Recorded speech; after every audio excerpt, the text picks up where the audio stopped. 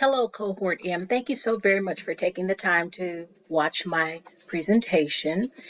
I will discuss the organizational systems application to the supported level academic department located at Ed White High School at 1700 Old Middleburg Road in Jacksonville, Florida. What is supported level academics? It is actually a school within a school.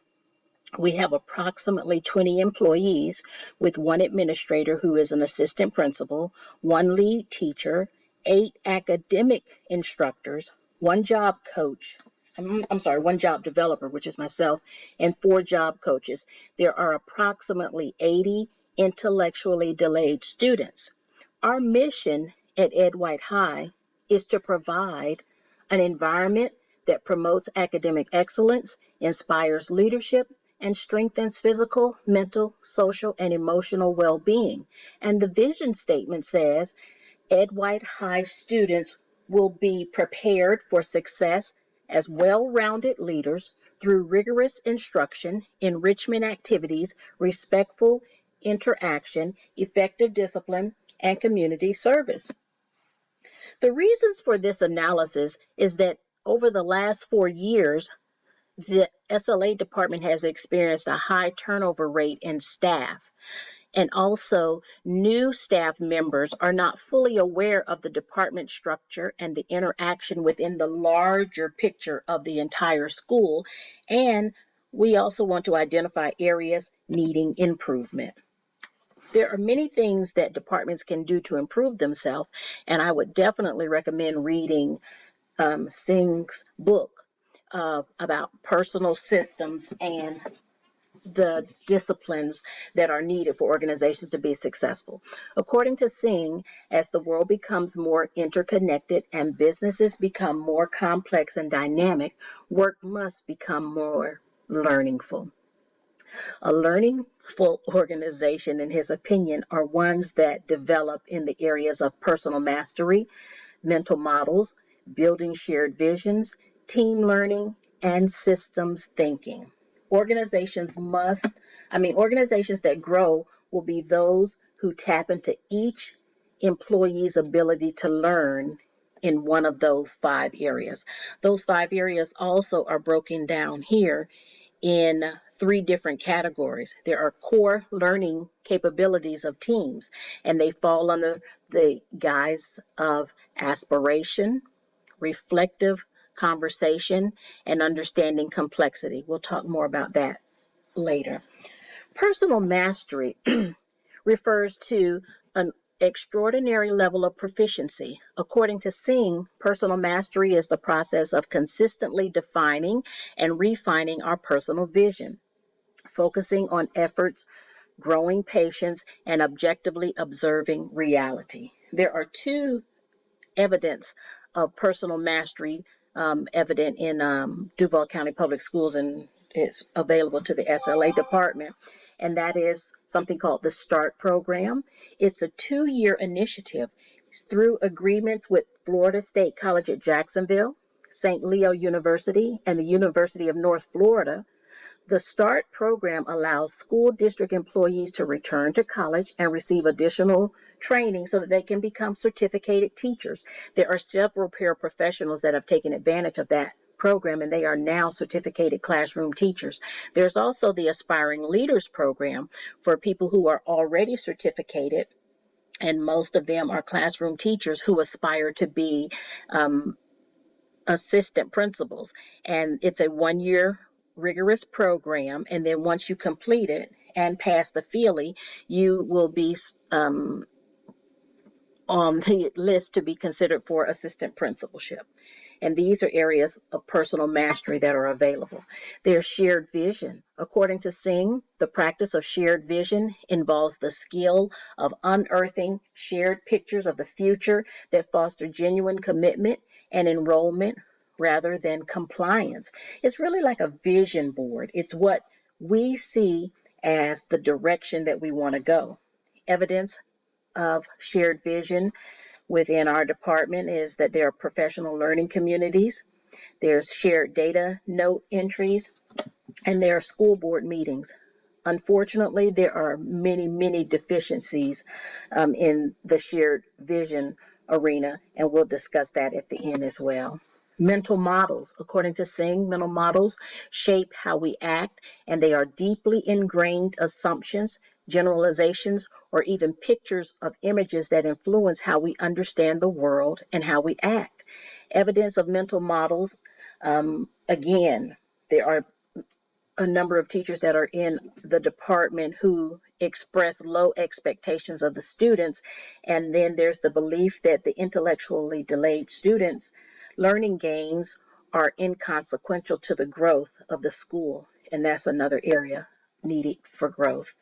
There's team learning. According to Singh, the discipline of team learning starts with dialogue, the capacity of members of a team to suspend assumptions and enter into genuine thinking, thinking together. It's not your way or my way, it's a combined our way. And according to Singh, one of the most reliable indicators of a team continually learning is the visible conflict of ideas. When teams have dialogue and they align, notice I didn't say agree, they align. That means we work together, doing our parts, knowing that we may not agree, but at the end of the day, if we have reached the common goal, then we were aligned. And another area that, even for myself, that was a growth part for me was that conflict yields growth. When we realize that you don't have to necessarily get along, but as long as there's a mutual respect and everyone working for the same vision, then there's still growth occurring. Systems thinking is referred to as the fifth discipline because it utilizes the outcomes of the other four disciplines to measure long-term gains. We won't spend too much time there. We will say, however, that personal systems implemented within the SLA department are evident across the board. Continuing education programs for employees, to school board meetings, to shared decision-making meetings. On a large scale, these systems are in place. However, continued growth is needed for those that are employed in the SLA department. Organizational systems. They are tools for developing high performance within an organization. An organizational theory involves a set of concepts or constructs that are related to each other, and they explain how individuals behave in social units that are called organizations. Resource dependency theory, institutional theory, agency theory, and population ecology theory will be discussed. What is the institutional theory? It explains ways in which organizational structures, norms, practices, and patterns of social relationship are connected to the broader social and cultural environment. And then agency theory. It pertains to the relationship between two parties. The first is the principal, and the second is the agent, engaged as employee or independent contractor. As you see here, there are two individuals or organizations that have a shared outcome. The problem, however, is that their risk factors are not always the same. Therefore, what goes in, the energy that goes into a particular function may not be the same. And if there's no congruency in that area, it will lead to conflict. And we'll talk about that as well during our analysis. Then there's the population ecology theory. Organizations within an ecological niche are competitively interdependent, and they compete for survival. There's the variation, there's selection, there's retention, there's operation at the level of the environment. In order for organizations to grow, it's almost like a healthy competition, and it helps everyone come with their A game, I guess you could say. And we're hoping that SLA will come with their A game. There's also the resource dependency theory. Resource dependency theory is based on the principle that an organization, such as a business or firm, must engage in transactions with other actors and organizations as its environment in order to acquire resources. Resource development theory is important because when you understand that you need your community and the environment around you to be successful, then it makes for healthy or more opportunities to build healthy relationships. Let's talk about the STAR model. 5-point information decision process model called the STAR model allows leaders to see their organization as a complex social system. The STAR model gives a holistic way of thinking about the essential areas of an organization. You have the strategy, structure, business, processes, reward systems, and human resources. And in the strategy, that is how the company will grow. Structure of an organization is about the distribution of power and authority across a hierarchy. The processes are the ways in which work gets done in the company, and then rewards and HR kind of work in tandem. Rewards are what organizations use to motivate their employees to be their best. And HR, if they're doing what they need to do, they will make selection of people who have a shared vision, that they have a vision that's similar to that of the organization. The STAR model implemented within Duval County Public Schools, we have every school has to perform an annual school improvement plan.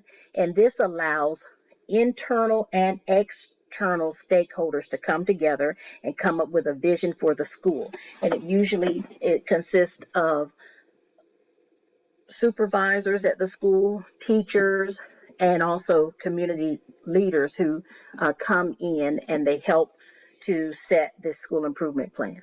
The structure of our county has one superintendent, multiple area superintendents supported by numerous regional chiefs and hundreds of elementary, middle, and high school principals. Then there's the processes. There are goals that are set by each individual school and with shared stakeholders. There's also the selection of people with skill sets and the mindsets that are compatible with the company's mission and vision. And then there are the rewards. You have end of the year bonuses for teachers who have students that have performed high. And then there are other awards and recognitions that are given out throughout the school year. There's also living systems theory. The living systems theory is a broad concept that describes how all living systems operate, maintain themselves, and grow and evolve. According to Miller, living systems characteristics emphasizes 7 basic attributes that a live or living organism has in comparison to inert organizations. So, just like human life needs the inner workings of subparts to sustain its life, those subparts could be the heart, the brain, the digestive system. Those things all work together. And so, for the body to be successful, and successful organizations need subsystems to be successful as well. Living systems that are evident within Duval County Public Schools. One is that there is an opening with an entrance, passage, and an exit of matter, just like the digestive system in living organisms. Duval County Public Schools has a formal community meeting that is open to the public, where information can come in. Board members can consider the information that's brought to them, and then once healthy dialogues have been held, then information will then go out. So just like living organisms, the schools have an entrance point and an exit point. There are also composed of specific numbers of necessary subsystems. Subsystems of services such as the guidance office to manage academic affairs, the nurse's office to handle medical matters, curriculum teams to address teaching and instruction, cafeteria to feed the students, right down to the bus transportation to bring students to and from school. This is An example of subsystems that work independently but all for the same common goal. Then the third example of living systems within Duval County Public Schools is the subsystems that are integrated into one whole. Plainly stated, the emergent whole would not exist without each divergent individual part being resilient.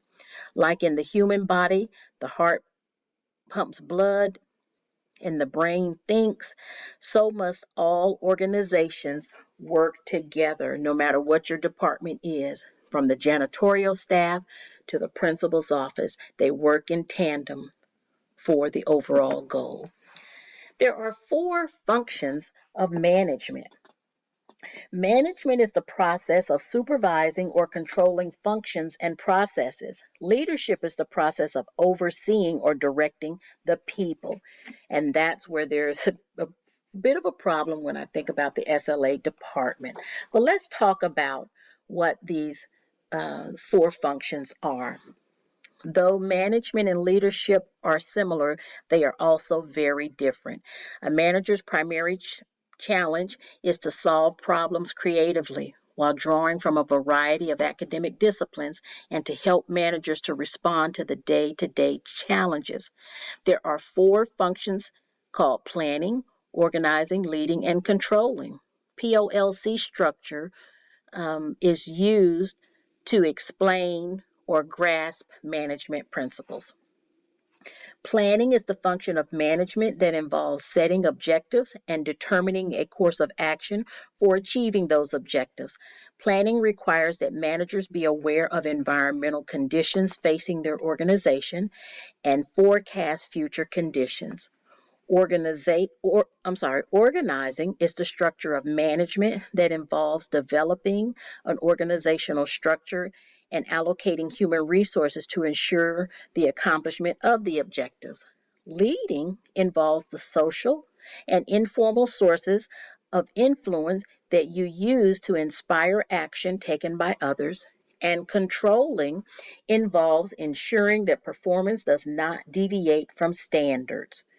Controlling consists of three steps, which include establishing performance standards, comparing actual performance against standards, and taking corrective action when necessary. We'll discuss the POLC during our analysis and recommendations as well. The biblical worldview that comes to mind are vast, but the ones that I want to share is first in the book of Exodus, chapter 18, verses 17 through 20. Jethro told Moses that things were becoming too much for him, that you are unable to perform all the work by yourself. And Jethro, who happened to be Moses's father-in-law, who was an elder man in their community, someone with wisdom that Moses looked up to, Jethro advised Moses to concentrate his time on the thing that God had called him to do, which was to teach the laws, but to give other daily duties to other people who were also well trained. Also, Deuteronomy chapter 1, verses 9 through 18 comes to mind, and I will not read all 9 of those scriptures. You can turn to that on your own. But basically, it was at that time that Moses did what Jethro suggested, and Moses began appointing tribal leaders to do the daily work. So it said in verse 15, it did say, "So I took the heads of your tribes, wise and knowledgeable men, and made them heads over you, leaders of thousands, leaders of hundreds, leaders of fifties and tens, and so on down." And Moses basically listened to wise counsel. And also 1 Corinthians 14 and 40 tells us, "But do all things decently and in order." How many times have we stepped into an office and it was not run decently and in order? We should do as the Bible says, seek wise counsel, appoint able-bodied people to assist, and do everything decent and in order. In summary, I will say that the SLA department has a high turnover rate in staff, over the last 4 years. And the new people who have come in are not fully aware of the department structure and the interactions that we play within the larger whole of the school, and that we need to continue to identify areas needing improvement. Recommendations for improvement that I have: one is to establish a succession plan where SLA teachers are identified to attend leadership programs designed to move up within the department. Also, we should hold monthly department meetings with an icebreaker that has SLA facts and historical information. At that time, people will not really realize that they're learning, but they will glean and learn how our organization fits within the entire school and then on the district level, because we have multiple SLA programs throughout the district as well as even in surrounding counties. So the more we know, the more we grow. That's one thing that Singh talked about. Organizations can't grow unless each individual grows. Also, we should begin, or I'm sorry, SLA should begin disseminating organizational charts to everyone. These things will increase morale. They will also, we will have more informed workers who know where to go for the information that they need. We should also give managers power and authority to function over persons performing duties under their supervision. Case in point, the job developer, who is myself. There are 9 job coaches in the district. Their day-to-day function, if it's not done right, falls directly on the shoulders of the job developer, who is not their immediate supervisor. So though the job developer manages the duties of employment for those 80 students, those 9, or should I just say 4 job coaches do not even report to that person. And it has even been said by one person within that area, "You're not my boss. I don't have to do that." And that is wrong. It is time for the SLA department to put the management of duties with the supervision of the people performing the work. If you want to see positive changes, that is one major change that can happen. And we need to hold employees accountable